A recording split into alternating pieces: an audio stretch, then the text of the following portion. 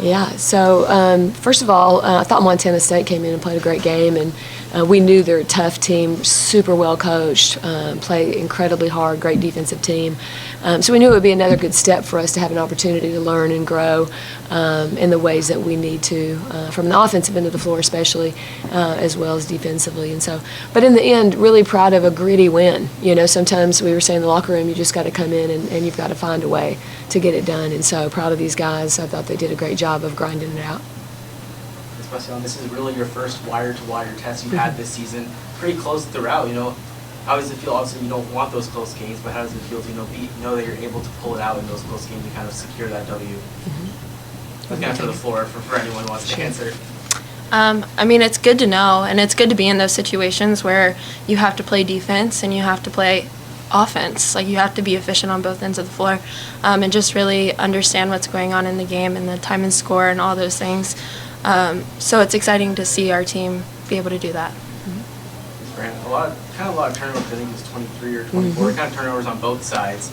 So was there something that they were doing that was kind of disrupting your flow, or is it just kind of one of those games, or things just kind of seem a bit out of rhythm? I'm going to take some blame for that. I thought that, you know, in the one-day turnaround, we probably did a little too much offensively in practice that gave us a pause at the beginning of the game. And then once we got going in what we normally do, we got a little bit better. And so I think that I made us stall a little bit to start with. So I was proud of them finding their way with that. Yes, in that fourth quarter, you know, it's close, and then Dean kind of takes over. You know, has 8 points in that fourth quarter to kind of pace you, has the dagger. So, what's the game plan when you go into those type of quarters? Is it like L's turn to dominate, or is it just whoever has the hot hand in that moment? It's an offense that allows anybody to be the playmaker, and so depending on how they play, depends on who gets the shot. Hannah, as a guard, not decent shooting night, kind of overall, some struggles from three. So, as a team, as a facilitator, do you think it's your job as a team to take those shots if they're open, or is that something you want to work on as a team of creating more open looks versus maybe taking more shots inside? You had a big advantage with that today. Yeah, I mean, I think we're a great shooting team, and we're all confident in our shot, and I think if we're open, we should take it. Obviously, there's going to be some nights that we're not shooting as well as others, but we should still be confident in ourselves and take the shot if it's the right one. I guess still the defense as a whole, came in today, top of the Pac-12 in defense, I think like 46 points per game or something like that. You hold them to 50 today, so again, another solid defensive performance. I think that's starting to become really the identity of this team. It's something that we want to be good at, but we want to be efficient on both ends. And so I think even when you talk about shooting, I mean, there were some shots that we took that were good shots, that were high percentage shots, and there's some shots that we took that weren't. And I think we're just learning that as we're learning each other. So you look at the box score and you can see some really efficient numbers, and I think that, we've got to continue to grow in that area.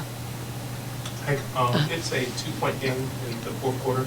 Just what was your thoughts of the response of your team to just, I think you guys pushed it to 10 pretty quickly, and that gave you guys enough room to kind of I mean, we have confidence in them. I can't say that, the one thing that we have as an advantage right now is a lot of ball handling guards.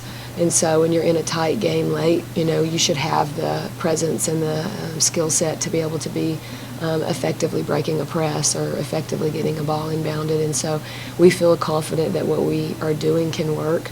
I think we're growing our individual confidence. We can be a little hard on ourselves at times. And it's something that next play speed is something that we're still working on. If a play before is still kind of hanging in our mind, we might not be as successful at that moment. I looked out on the floor and thought we looked pretty confident, so I felt, like we could be successful. In like a strange way, Lauren, are you happy to play a close, tight game? Yeah, I guess you could say that because it takes some IQ and some thinking throughout the game. And it's, again, I was talking to him about, it's exciting to see our team play that defensive and offensive that we have to in those tight-knit games and have that IQ of knowing the scout and doing all those things to win a game. Hey, your thoughts on the offense early? It just seemed that it felt very deliberate. There's some shot clock violations. Maybe you guys were trying to look for things, and it just didn't. Yeah, I said a minute ago before you came in that if I think that's on me because I think in a one-day turnaround I tried to add some things and create some new looks for us that made us slow down, which wasn't the intention. It's just new. So sometimes you play a little slower, and so I think our start was really trying to do too much in a day, and learning our team. What makes us flow, and we like to play fast, and there's nothing I want to do that's slowing us down, and so. I would redo that if I could. Any last questions? All right, thank you. Thank you, guys. Thank you, guys.